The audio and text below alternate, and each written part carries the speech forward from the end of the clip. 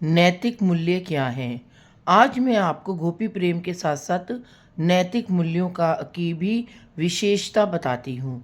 क्योंकि अगर हमें नैतिक मूल्यों का की विशेषता ही नहीं मालूम होगी, नैतिक मूल्यों का हमारे जीवन में क्या महत्व है, तो हम भगवान की भक्ति कर ही नहीं सकते हैं, आध्यात्मिकता में जा ही नहीं सकते हैं और हम अपने जीवन का जो मुख्य उद्देश्य है उसको समझ ही नहीं सकते हैं। जब तक हमारे अंदर नैतिकता ही नहीं आएगी, भावात्मकता ही नहीं आएगी, तो तब तक हम परमात्मा को कैसे पा सकेंगे और भगवान कृष्ण और राधा की भक्ति को और इस सृष्टि को कैसे समझ पाएंगे। तो हमें अपने जीवन में नैतिकता का लाना भी बहुत ज़रूरी है। मैं ये नहीं कह रही कि मेरे अंदर सब खूबियाँ हैं या मेरे अंदर सब अच्छे से व्याप्त है, लेकिन परमात्मा ने जो भी मैंने अध्ययन किया है, जो भी मैंने जिस भी विषय को पढ़ा है या लिखा है, उस विषय पर मैंने भी गहन अध्ययन करा है और उस विषय को अपने अंदर अनुभूत किया है, तभी मैं उस विषय को आपके सामने व्यक्त करती हूँ। क्योंकि आज जो हमारा जीवन है, हम जो जीवन जीते हैं, जैसे जब हम बच्चा पैदा होता है तो हम बहुत छोटे होते हैं, हम अपने माँ बाप के अधीन होते हैं, फिर थोड़े बड़े होते हैं, फिर हम स्कूल में जाते हैं तो हमें टीचर्स मिलते हैं, टीचर्स हमें शिक्षा देते हैं, फिर हम थोड़े से और बड़े होते हैं, फिर हम कॉलेज में जाते हैं, कॉलेज में भी हमें लेक्चरार्स मिलते हैं, तो हमारी जो पढ़ाई होती है उसका स्तर बढ़ जाता है। फिर हम विवाह योग्य होते हैं तो हमारा विवाह होता है, चाहे हम लड़का हो या लड़की हो।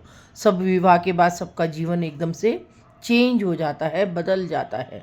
फिर बड़े होते हैं, बच्चे होते हैं, फिर हम उनको उनको पालते हैं, पोसते हैं और इसी में ही हमारा पूरा का पूरा जीवन व्यतीत हो जाता है। और हम ये नहीं समझ पाते हैं कि हम अपना जीवन तो जी रहे हैं, लेकिन हम कौन हैं, हम क्या हैं, हमें कहाँ जाना है, हमारा गंतव्य क्या है।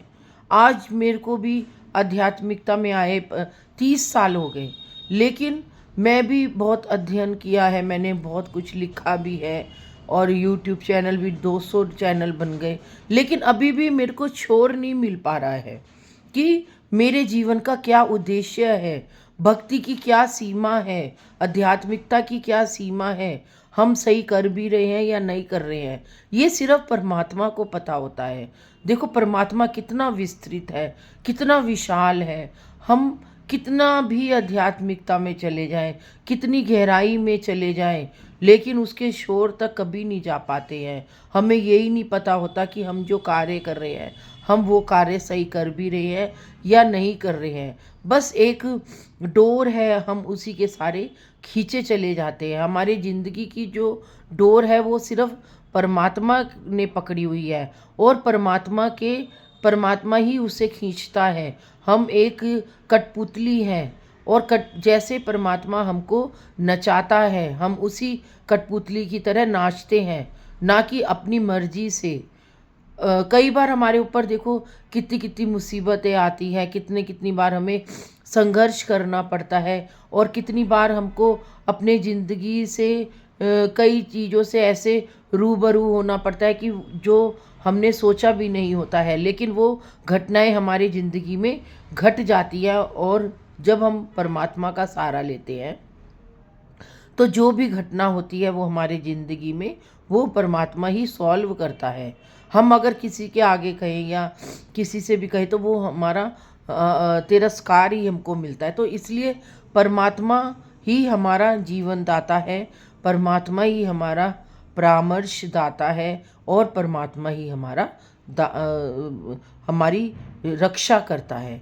तो हमें हमेशा परमात्मा के संरक्षण में ही संरक्षित रहना चाहिए। अब कई लोग होते हैं वो कहते हैं कि नहीं भगवान नहीं होता, भगवान क्या करेगा हम जब वो करेंगे, लेकिन नहीं, ये सबका गलत वो है। परमात्मा है तो हम हैं, भगवान है, सृष्टि है तो हम हैं और इसके बगैर हमारा कोई वजूद नहीं है। क्योंकि हमारे जीवन में ऐसी ऐसी घटनाएं घटती हैं कि एक क्षण और एक पल का हमें पता ही नहीं होता कि आगे हमारे साथ क्या क्या घटनाएं घट सकती हैं और क्या घटनाएं घटने वाली है।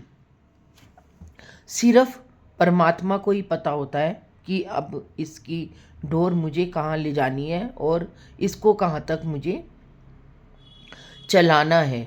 क्योंकि जब अभिमन्यु चक्रव्यूह में फंस गया था तो अभिमन्यु को पता ही नहीं था कि मैं चक्रव्यूह में फंसने वाला हूँ और मैं इस चक्रव्यूह से कैसे निकलूँगा, वो बिल्कुल उसने सीखा ही नहीं था। तो वो अभिमन्यु तक, जो कि कृष्ण का इतना प्रिय था, अर्जुन का पुत्र था, जो कि अर्जुन कृष्ण अर्जुन को कितना प्रिय था और अर्जुन कृष्ण को कितना प्रिय था, इसका कोई था ही नहीं है। लेकिन तब भी भगवान कृष्ण अभिमन्यु को नहीं बचा पाए, क्योंकि उसकी जो मृत्यु थी वो चक्रव्यूह में, भगवान ने चक्रव्यूह में जाना तो सिखा दिया था, लेकिन चक्रव्यूह से निकलना भगवान ने नहीं सिखाया था।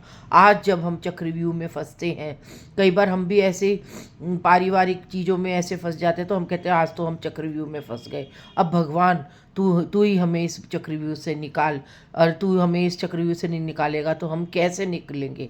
तो जब हम परमात्मा से प्रार्थना करते हैं, परमात्मा के आगे हम गुजारिश करते हैं, उसके आगे झोली फैलाते हैं, तो परमात्मा हमें ज़रूर उस चक्रव्यूह से निकालता है।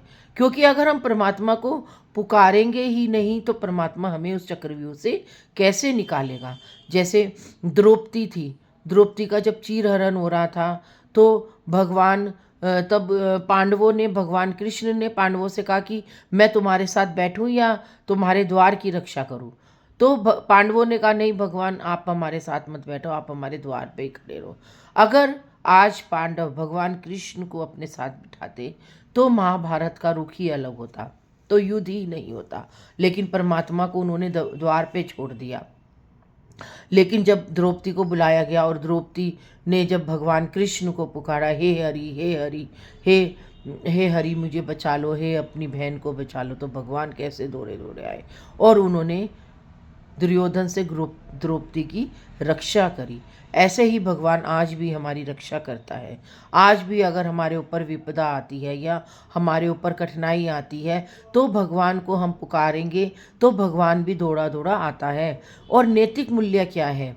नैतिक मूल्य का मतलब है कि जैसे जो भी हमें भगवान ने पारिवारिक जीवन दिया है या संन्यास जीवन दिया है या वानप्रस्थ जीवन दिया है, तो हमें उस आश्रम का पालन करना चाहिए। आज हमें अगर गृहस्थ जीवन मिला है तो हमें उस गृहस्थ जीवन का भी सुचारू रूप से पालन करना चाहिए। जो भी हमें अपना फ़र्ज है, अपना बहू का, अपनी सास का, अपना जो भी हमें फ़र्ज मिलता है माँ का, उस फ़र्ज को हमको खूब अच्छे नियम से निभाना चाहिए। हमें हर रिश्ते को समझना चाहिए कि हमारे साथ हमारा किसके साथ क्या रिश्ता है। हाँ, कई बार ऐसे होता है कि हम तो रिश्ता सही से निभा रहे हैं लेकिन सामने वाला हमसे रिश्ता सही से नहीं निभाता है, तो हमें उस रिश्ते से दूर हो जाना चाहिए, ना कि उस रिश्ते के पीछे पड़ना चाहिए कि बार बार कि तुम निभाओ निभाओ निभाओ। जब वो हमसे निभाता ही नहीं है तो उससे दूर हो जाना चाहिए, ताकि हम अपने जीवन में, हमारे जीवन में नेगेटिव ना आए, नकारात्मकता ना आ पाए। हमें अपने जीवन को हमेशा सकारात्मकता की तरफ जीना चाहिए। जैसे सकारात्मकता ही हमें अपने जीवन में लानी है। जो हमारे जीवन में नकारात्मकता पैदा करता है, जो हमारे जीवन में नेगेटिविटी पैदा करता है, हमेशा हमें उससे दूर रहना चाहिए। क्योंकि पॉजिटिविटी हमें सिर्फ परमात्मा से मिलती है, रिश्तों से नहीं मिलती है, समाज से नहीं मिलती है। समाज से और रिश्तों से हमें हमेशा नेगेटिविटी ही मिलती है। चाहे हम कितना ही सबके लिए अच्छे हो जाए, लेकिन हम कभी भी किसी के लिए अच्छे बन ही नहीं सकते।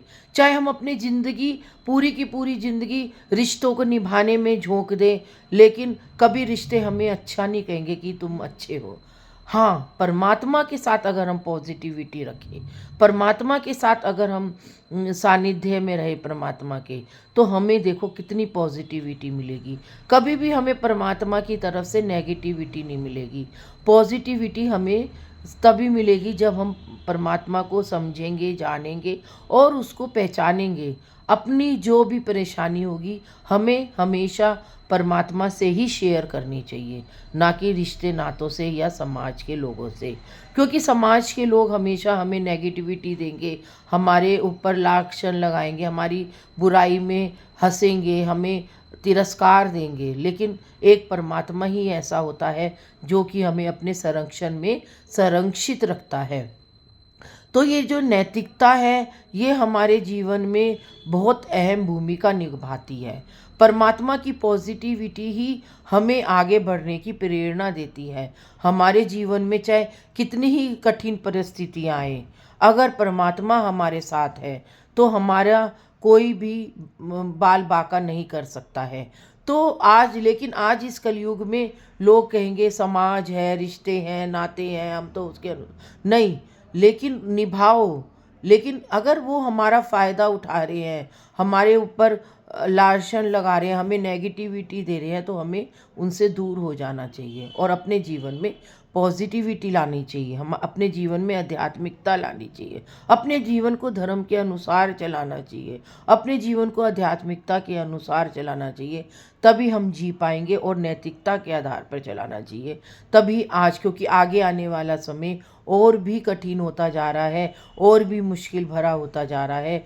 तो हमें अपने जीवन को अगर सुगम और सरल बनाना है तो अपने जीवन में हमें पॉजिटिविटी लानी होगी। नेगेटिविटी से हम जितना भी जिएंगे तो हमारे हम जी ही नहीं पाएंगे। तो आज हमें अपने जीवन में पॉजिटिविटी लाएंगे तो ही हम जी पाएंगे। भगवान चाहे हमें किसी भी परिस्थिति में रखे, चाहे भगवान हमें कितनी ही परेशानियां दे, हमें हमेशा हंसते रहना है और अपने जीवन को आगे बढ़ाना है। यही जीवन की सच्चाई है और यही जीवन का सत्य है।